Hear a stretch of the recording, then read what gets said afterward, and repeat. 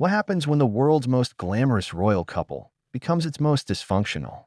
When fairy tales turn into legal filings and love stories dissolve under lawsuits and billion-dollar branding disasters? You're about to find out. Because Meghan Markle and Prince Harry's so-called dream life in Montecito is cracking at the seams, and the signs are no longer subtle.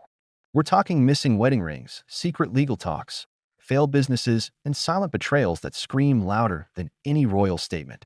Before we dive in, hit that subscribe button so you don't miss the stories the royals don't want you to hear. And if you think you know how this ends, trust me, you don't.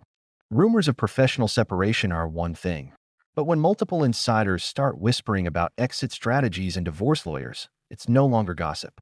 It's preparation. Meghan Markle, the woman once dubbed Harry's salt to his pepper, is now reportedly drafting her way out of the marriage. Lawyers, settlement negotiations, and a post-divorce tell-all book are all part of the whispered plan, while still married. The most jarring detail: Meghan has appeared in public several times without her wedding ring. Meanwhile, Harry, the man who gave up his royal ties to build a new life, has been spotted solo, globe-trotting, smiling, and reportedly lighter than ever. What was meant to be Meghan's answer to Goop turned into a spectacular implosion.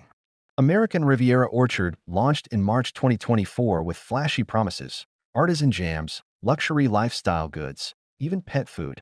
But by mid-2025, not a single product is available to the public.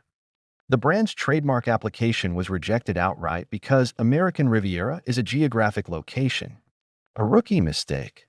And when Meghan hastily pivoted to a new brand, as ever, she walked into a second legal firestorm, this time from a small New York company that's used the name since 2017. Suddenly, the empire she promised Harry became a costly embarrassment. The hits kept coming.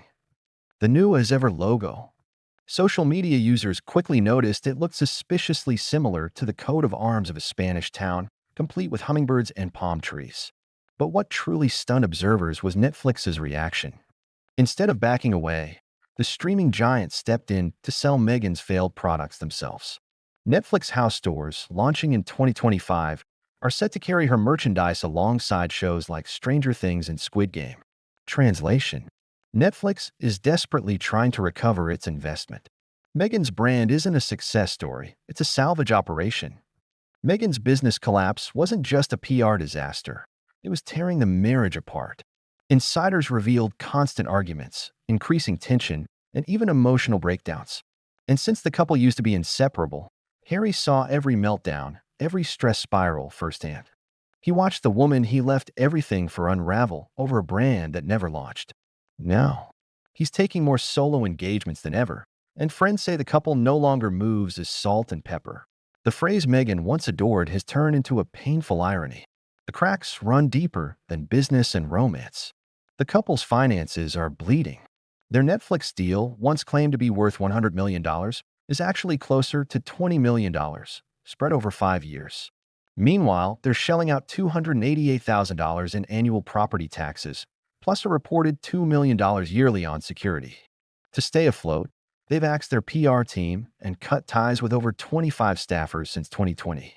The latest development: Archewell's business side is being handled without Harry's involvement, a clear sign of separation in more ways than one. If business problems weren't enough, Meghan now faces a courtroom reckoning. Her sister, Samantha Markle, is suing for defamation, and the case just got real. A judge has ruled Meghan must sit for a deposition, meaning she'll have to answer, under oath, whether she lied during the now infamous Oprah interview.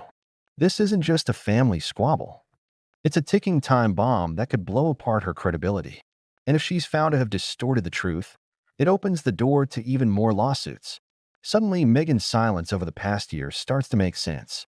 This isn't a retreat. It's legal strategy. The most shocking moment came when Meghan allegedly turned her PR machine on Harry himself. According to People magazine, a favorite outlet of Meghan's inner circle, sources claimed she was focused on the future, while Harry was stuck in the past. For royal watchers, the meaning was crystal clear. Meghan had just briefed against her husband. Publicly. This isn't just betrayal, it's strategic distancing. And for many, it's the moment the fairy tale officially ended. Now, even Hollywood is turning its back. Meghan's Q score, an industry measurement of fame versus favorability, is reportedly plummeting. She's infamous, not influential. Celebrities are stepping back. Invites have dried up. The glow is gone. Meanwhile, royal insiders have leaked details of reconciliation talks with the palace. Photos were released. Headlines screamed of peace. But the public saw through it. Just another PR stunt. If Meghan and Harry thought this would win hearts, it didn't. It only confirmed what many feared. This was never about healing. It was about survival. It wasn't just the palace that grew distant. Hollywood itself began quietly backing away. Insiders say even Meghan's closest A-list friends have grown cold. Invitations to high-profile events stopped. Former allies in the industry have reportedly ghosted the Sussexes altogether.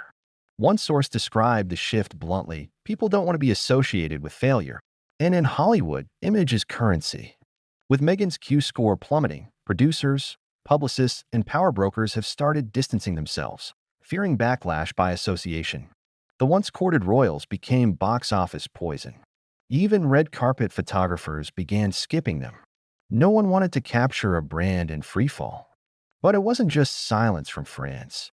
The media turned on her too, and not in the way she expected. Remember archetypes? Meghan's big podcast with Spotify, intended to reshape her image as an intellectual, feminist icon? It flopped. And it flopped hard.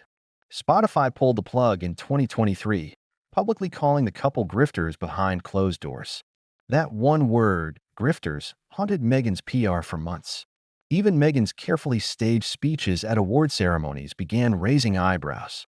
Once celebrated as inspirational, her tone shifted, more polished, more rehearsed, but somehow less authentic. And then, total silence. From 2024 to mid-2025, Meghan all but vanished from the media landscape. No major interviews. No splashy brand launches. No viral features. It was as if she disappeared by design. Why? Insiders say it was part legal caution and part image triage. But behind that silence, she wasn't retreating. She was preparing for something else, something far more calculated. If Meghan's public brand was collapsing, her private strategy was evolving.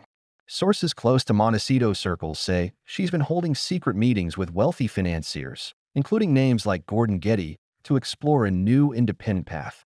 Some speculate she's crafting a solo comeback that distances her entirely from both Harry and the royal drama. A new media venture. A political pivot. Even early whispers of a memoir not about Harry, but about her time inside the palace, told from her point of view, without filters. This isn't a retreat. It's a reroute. Observers believe Meghan has known for months that her current narrative was unsalvageable. So she's preparing the next chapter, one where she's no longer half of a failed royal fairy tale, but the architect of her own empire, controversy and all. Meghan Markle's brand, her marriage, her media persona, they've all unraveled in full view. What began as a bold rebellion against the crown has dissolved into lawsuits, financial ruin, and emotional separation. Her lifestyle empire never launched. Her royal marriage is barely holding. And the world that once adored her now watches, doubtful and disillusioned. Prince Harry traded a crown for a castle in California, and now even that is crumbling. If you want more hard-hitting royal breakdowns, make sure you subscribe and turn on notifications. Because the next chapter in this royal saga may be the most brutal yet. Was it ever about love? Or was it just the most expensive illusion in royal history?